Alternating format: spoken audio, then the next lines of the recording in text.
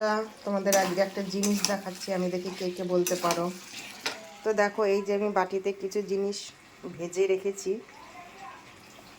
তো এটা কি? কিন্তু প্রথমেই বলি, যেহেতু আজকে আমাদের শুক্রবার নিরামিষ, শুক্রবার মানে আমাদের প্রতি শুক্রবার নিরামিষই হয়, সেটা সকলেই জানো। তো এটা দেখতে কিন্তু মাছের মতো লাগছে, কিন্তু মাছ নয়।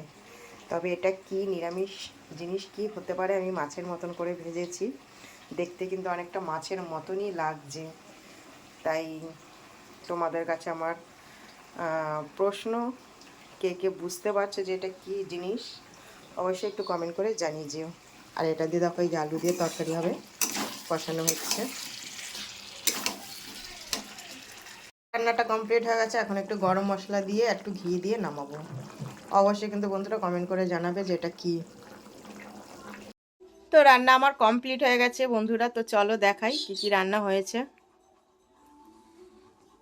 তো দেখো, ভাত আর করেছি কলমি শাক ভাজা, আলু দিয়ে কলমি শাক ভাজা করেছি। আর এই যেটা তোমাদের দেখিয়েছিলাম সেটাই দেখো ফাইনাল হয়েছে, এরকম তরকারিটা। দেখে মনে হচ্ছে না তোমাদের একদম পুরো মাছের পিস? বলো কেমন লাগছে? একদম দেখে মনে হচ্ছে যেন মাছের পিস।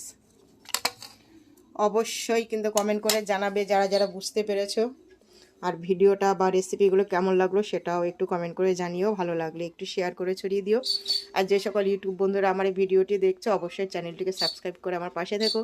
ফেসবুক বন্ধুরা বন্ধু করে নিও। তো সবাইকে টাটা, আবার দেখা হবে নতুন দিনে নতুন কোনো রেসিপির সাথে। এখনকার মতন সবাইকে টাটা, ভালো থেকো, থ্যাংক ইউ।